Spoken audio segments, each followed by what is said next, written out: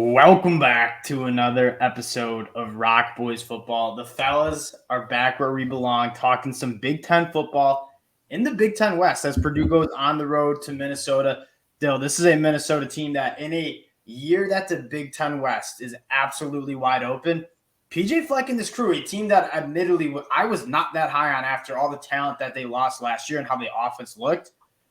They look like a damn good football team. Before we get into it, though, just wanted to say thank you guys, as usual, for all the support, especially the Big Ten football fans out there. We really do appreciate it. We love talking ball with you guys, the best fans in the country. And if you guys do like the content, consider subscribing. Dill, let's get into this game. I want to start with Minnesota because it is one of the more surprising teams for me. Now, they haven't played too many great teams, and we're not really sure how good Michigan State is. But you look at how they've played in every single one of their games, they look like one of the best teams in the Big Ten. Dill, what have you seen from them out of early this year? Excuse me. Yeah, I mean, there's no denying. I think you can criticize Michigan State pretty good. I don't think they're a great team, but I mean, the way Minnesota pieced them up to go really essentially shut them down or shut them out, I would say. Obviously, they scored one in the garbage, but dominated them wall to wall, and even with a bad fumble, I'd say at one point I just smoked them. So I'm very impressed by this Minnesota team. This Minnesota team, and this is going to be a reach of a comparison, reminds me of how Georgia played last year and how they just smothered teams and pretty much strangled them out. In terms of we're gonna have you go 3-0. I mean, Michigan State ran like 10 offensive plays in the first 20 minutes of the game. 3 and outs. Minnesota goes 14 plays, 9 minutes of game time, and scores a touchdown. It's impossible for these offenses to get into a rhythm, and that's a lot of like what Georgia did last year, where we're going to smother you. We're not even going to let you get a first down, and then we're going to possess the ball the whole half. That's what Minnesota did. They scored touchdowns when they got to the red zone. I think what's most impressive is, they lost some guys like Boy Mafe from the defense that you weren't sure how they were going to bring – how they were going to replace all that talent. We talked about it last week. This is a scheme defense. Joe Rossi could have a bunch of me's out there, and I think it'd be a great defense. And that's probably a little disrespectful to the players in Minnesota right there. But what they do on defense and every man playing their 111 and just doing their job, it's a dominant defense. And I'm excited to see if this Purdue high-octane offense can move the ball. And to be fair, PJ, as much as people I don't think like him, I think his personality is kind out of Minnesota. They love him in Minnesota. But PJ Fleck develops talent like no one else. I mean, he's not killing it at recruiting. I don't think Minnesota is a school you can ever dominate the recruiting trail, but he gets his guys ready to play.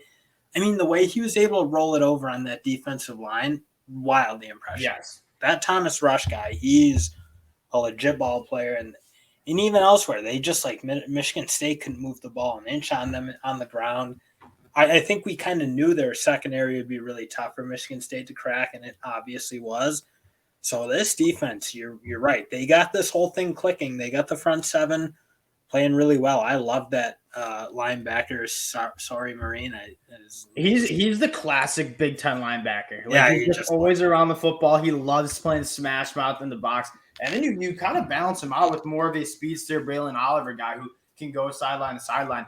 I love the personnel in the defense. One guy I definitely want to highlight, Justin Wally, not eligible for our 2023 NFL draft, but he is a guy that I think has all the chops to be a high draft pick for Minnesota.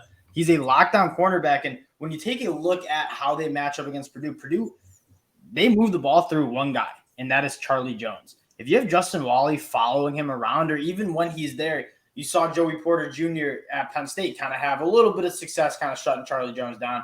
That being said, Charlie Jones is a guy that I did not see coming. He's one of the best Big Ten wide receivers. I'm very excited to see how that matchup plays out. Yeah, that's the thing. If you can shut him down, you're pretty well on your way to shutting Purdue down right now. And obviously their tight ends are solid. But again, when you have the safeties that Minnesota has, I just don't see Purdue being a problem because the secondary is so good in Minnesota, and they're rushing the passer pretty effectively, especially with Thomas Rush. So I think this is a pretty good matchup for Minnesota. I think Minnesota is a really good matchup for a lot of teams because this team's just really good. But they're especially in the Big Ten West where the passing game. This is one of the only really dangerous passing games in the Big Ten West. Aiden O'Connell, I want to talk a little bit about Purdue. Obviously, Aiden O'Connell didn't play against FAU and they struggled, but that is a offense where, I mean, you need your quarterback. You need your quarterback one healthy because of how much they put on Aiden O'Connell, who is a very, very good quarterback. Now, they do a very good job from what I saw against the Penn State game, mostly. They get the ball out quick. Like Penn State was getting after them up front, but Aiden O'Connell, that ball comes out on time right where it needs to be. That's what concerns me about this. Getting to the pick, Dill, the line's sitting at 10 points. What are your thoughts on laying 10 points with the Gophers? I wouldn't if you asked me at the beginning of the year when you didn't really know what Mo Ibrahim was going to be, you didn't know what their front seven was going to be, but this Minnesota team is clicking. I was big on Purdue, and I still frankly am.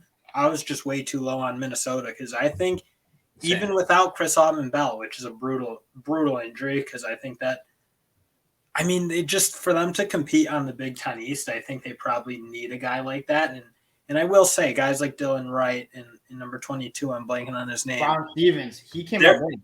Yeah, they're both stepping up. Dylan Wright looked incredible. He looked like he did yesterday, how I think Minnesota fans wanted him to since he transferred in.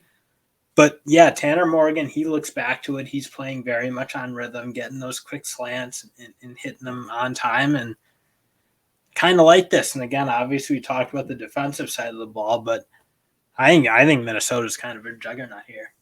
Yeah, I don't necessarily know if this will be on my card, just in the sense that I don't love the idea of taking Minnesota to cover more than a score, just because that's not what they try to do. They don't try to outscore you. They try to just kind of suffocate you out. And a Purdue team that I do like, I think Minnesota wins this game, and I'm happy you brought us to the offense side of the ball, which was just abysmal last year. Minnesota's defense statistically was one of the best defenses in the whole entire country last year. They look like they'll be almost just as good this year. But what you're seeing is a little bit more juice from the offense. And again, this Minnesota team isn't going to be a team that scores 50 points a game. Tanner Morgan's completing almost 80% of his balls. He's keeping the ball out of harm's way. And again, you saw yesterday, I was very concerned when we bet on Minnesota. I was concerned about, can they move the ball through the air without Chris Autman-Bell. Brown Stevens, Dalen Wright, two guys that are very talented. They look to kind of be able to take over that wide receiving room. And then on top of that, you have a dominant offensive line with one of the best centers in the country. They're so good.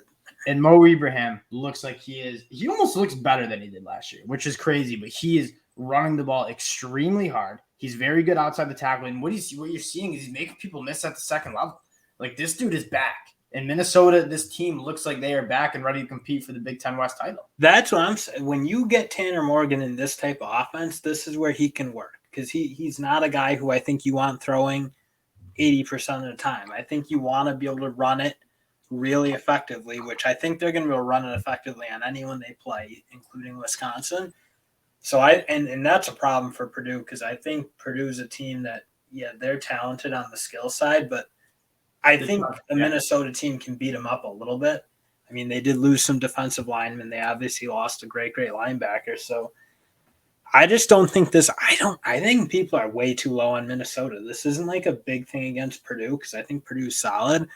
But Minnesota looks like a team that could be fairly competitive in the East at this point, and certainly they're the team to beat, obviously, in the West. So I really do kind of like Minnesota here. And one more thing I want to go back to before we kind of close out is, what was the key to the game again for Penn State to beat? We took Penn State to cover 2.5 against Purdue on the road. We said they need to be able to run the football against Purdue. They weren't able to do that, and that was that made for a much more contested game. Now Minnesota, I think, is going to be able to run the football against Purdue, and that's an offense where when you look at a matchup, they want to get into a rhythm. Purdue wants to have they want to have the ball a lot. They want to play. They want to run fast. They want to have the ball in Aiden O'Connell's hands as much times as you can. Minnesota can establish the run, keep the possessions from Purdue low. Don't let them get into that rhythm where they get that first down and they're off to the races. I think it's a great matchup for Minnesota as long as they can run the ball. They haven't showed me any reason to not believe that they're going to be able to run the ball extremely well against Purdue. I'm with you on Minnesota. I don't know if I'm going to be laying 10 points with them, but I do think Minnesota wins. And I'm very, very excited to watch. This might be one of the bigger games in the Big Ten West when you're looking at who's getting to Indy. Yeah, it's great. The Big Ten West is down. Wisconsin looks like they I mean, just the way they played Ohio State's kind of pathetic. But I think this conference is down, or this side of the conference is down. I think these two teams, yeah, they might be the class. Granted, I just think Minnesota might be the only one in their class on the West side. I think Minnesota's good. What I'm just noticing is this is the year. I mean, they don't play Ohio State or Michigan this year in the cross conference. They only play Penn State on the road. Even if you lose that game, Minnesota's probably coming out of the Big Ten West just because of the schedule that they play. It's a good year to be the Golden Gophers right now. You Golden Gophers. I'm very excited for the Minnesota fans. They love their ball out there. That'll do it for us. We really do appreciate you guys, as usual, for checking us out again. If you like the content, you like talking Big Ten ball, consider subscribing to the channel. We appreciate y'all, and we'll talk to you guys later.